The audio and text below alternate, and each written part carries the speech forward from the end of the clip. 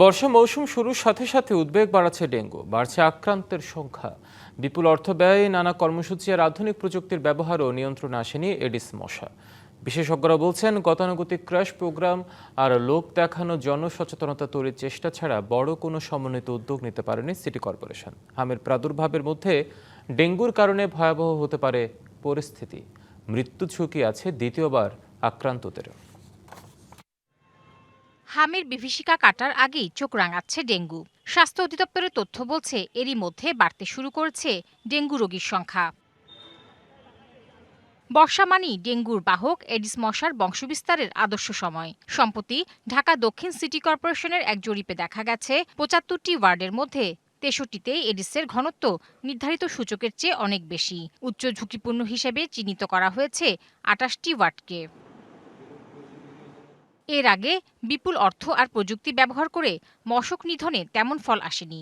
২০২৫-২৬ অর্থবছরেও ঢাকা উত্তর সিটিতে ১৮৭ কোটি টাকা আর দক্ষিণে বরাদ্দ ৫৩ কোটির বেশি।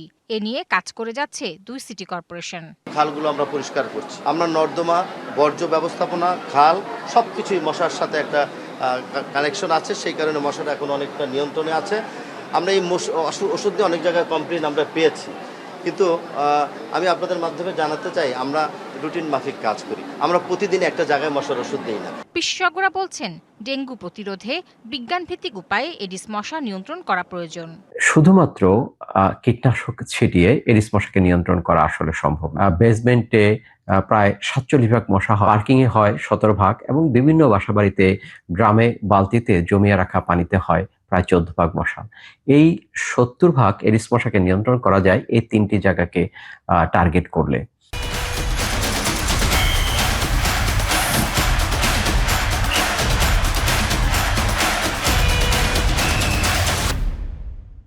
জনস্বাস্থ্যবিদরা মনে করেন ডেঙ্গু মোকাবেলায় যেসব কার্যক্রম নেওয়া হচ্ছে তা যথেষ্ট নয়।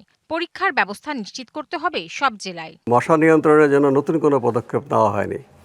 শুধুমাত্র কিছু রাসায়নিক ছিটিয়ে এই মশা নিয়ন্ত্রণ করা যায় না। পরিষ্কার পরিচ্ছন্নতা অভিযান করা এবং মশা নিয়ন্ত্রণের জন্য যে আরও বায়োলজিক্যাল পদ্ধতিগুলো আছে সেগুলো কিন্তু করা হচ্ছে। যারা দ্বিতীয়বারের মতো ডেঙ্গুতে আক্রান্ত হবে তাদের অবস্থা গুরুতর হতে পারে। বিশেষ করে যে সমস্ত শিশুরা ইতিমধ্যেই হামে আক্রান্ত হয়ে গেছে, তাদের যদি ডেঙ্গু হয় তাহলে কিন্তু তারা খুবই মারাত্মক অবস্থায় চলে যেতে পারে। চলতি বছরের শুরু থেকে এ পর্যন্ত ডেঙ্গু আক্রান্ত হয়েছেন ৪,০০০-এর কাছাকাছি আর মৃত্যু হয়েছে অন্তত ৬ জনের। তাহসিনা জেসি, ডিবিসি নিউজ, ঢাকা।